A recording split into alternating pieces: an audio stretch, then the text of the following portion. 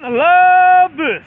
This is for celebrities1.tv, the good news channel. My name's Craig Metrowich and I'm with Ronnie Muhl. And if you missed the intro, you got to go and check it out on facebook.com/celebrities1.tv. That's the Facebook. We've done a quick little live intro just to set the tone. But in this uncut HD version, I'm going to interview Ronnie Muhl, Mount Everest summiteer, putting together the RSA ladies team to attempt to climb Everest. And what I wanted to get in this interview is the logistics, because imagine the preparation to take something like that on. So Ronnie, let's get into it. Ladies, how big is the team that you're going to be taking through as far as the summit? So Craig, we have 4 expeditioners, 4 ladies that are climbing. We have obviously base camp staff, we have porters, we have Sherpas. I mean, so it's a big team, apart from the actual ladies climbing, it's actually a massive team. Very much so. There's a lot of support around them. Each of them will have their own Sherpa. We will have a kitchen base camp setup, which will have a bunch of staff, and then we'll have some guides getting us into base camp. So yeah, it's a big operation, and I mean, we go on for 2 months. So the preparation in terms of food, gear and the rest is huge. You know, it's one of those situations where if you leave your toothbrush behind, well, I'm afraid you're not going to brush your toothbrush for a while, you know. So yeah, so we've got to think of we've got lists of we've got to think of absolutely everything for. And let's talk medical. I mean, from a medical emergency point of view, I mean that must be quite a big thing. It's like you've got to think about all the things you'd need. I mean, if you forget, for example, let's say a blood pressure meter or a blood measure, oxygen meter, or I mean that's quite serious then. You can't exactly go, hey, listen guys, we need to go back down and go and buy one from the local spaza. It's not going to happen. No, absolutely, it's exactly right. We are on the south side of Everest, and on the south side there is actually a temporary clinic that gets set up every single climbing season. There's usually 3 or 4 doctors that volunteer their time over the climbing season. We make a contribution towards their costs. That gives us free access to them. Okay, I always wondered how that works. Yeah. So they in effect are almost volunteering, but at a really discounted rate, to put it simply. They are indeed. There's also on the south side of the mountain, there is the opportunity for someone to be rescued by helicopter up to a certain altitude, up to Camp 2, which is at 6,500 meters. So if someone gets into difficulty, we do have that opportunity. So surviving the death zone, as I understand it, it literally is that. They talk about Everest, for those that don't know. Everest has got a death zone. They literally call it the death zone. They actual fact refer to your book, because remember, what's the title of your book again? Yeah, it's exactly right. It's Everest Surviving the Death Zone. The death zone is essentially that section above 8,000 meters where physically the body is actually starting to die. Sure. That's what's happening. And regardless of who you are, so even if I'm mega fit, the same rules will apply. The same rules will apply. The physical body is just not designed to be up above 8,000 meters for extended periods of time. So our last camp on the south side will be around 8,000 meters, and the push for the summit is we want to get up there and we want to get down as soon as we possibly can and not spend time there. Yeah. Let's talk a little bit more detail around your preparation, fitness-wise. What is the fitness level requirements for anybody wanting to do something like this? Because I can see it's not an age thing, right? I mean, you can have somebody who's, let's say 20, can't do it. They actually can't even get to base camp.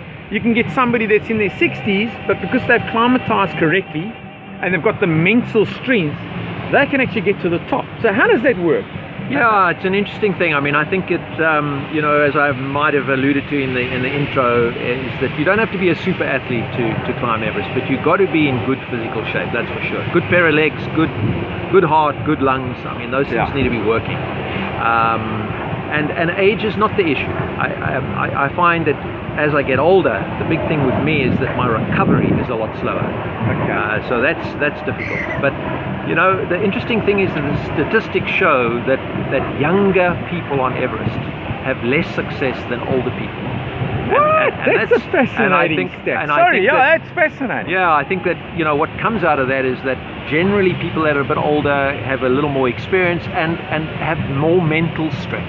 Yeah. The younger people, I think, are more.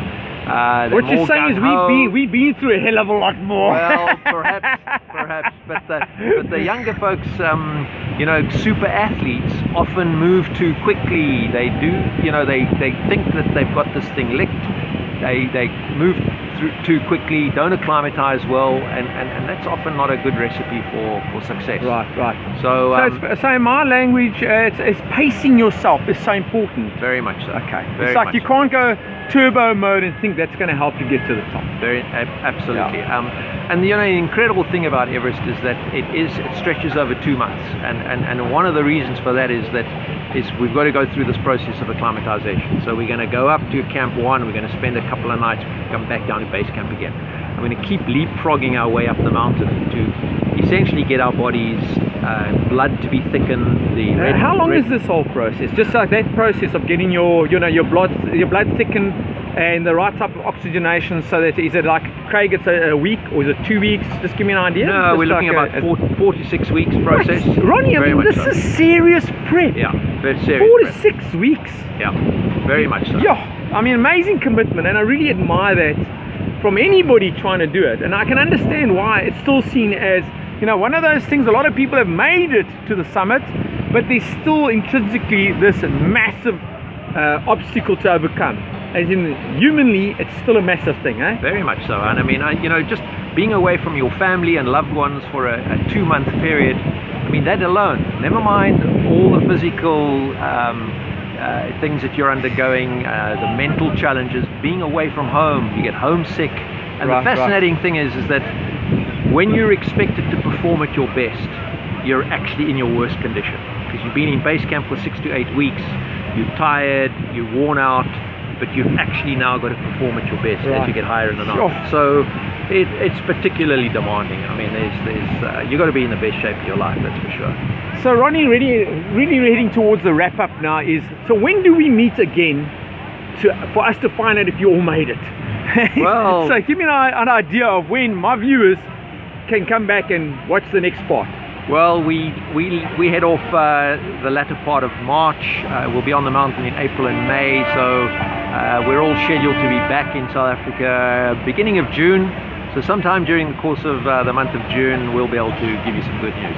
All right, so this is Craig Metrowich with Ronnie Muhl, Mount Everest Summiteer, and this is just to get a little bit more detail on the ladies team that's going to be trying to summit Everest, where Ronnie will help with the logistics, the planning, the preparation.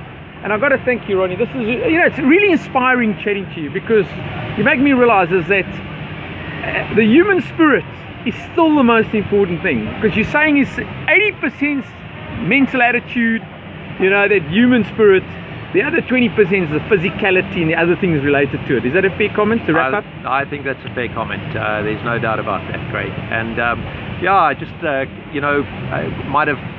just want to go back to that intro and say that if anyone wants to follow this, please go to the Adventures Global Facebook page, and you'll be able to get some daily updates there. And also just thanks to K-Way, who have great sponsors that you have stepped forward to make down suits a very important part of the gear that is needed for the expedition. So okay, shout out to K-Way. Thank you, man. It's wonderful that you're supporting such an amazing guy, Ronnie Muhl, and the team. And Ronnie, from my side, blessings to you, blessings to the team. Stay safe, keep a clear mind, and preparation, plan, logistics, and I hope to get that message. Hey Craig, we've made it, we're at the top. Fantastic. That's a wrap. Celebrities1.tv, the good news channel. Go and watch it. YouTube, Facebook, you can find out what's exciting about Everest. And we look forward to seeing Ronnie in probably June for the follow-up. That's a wrap.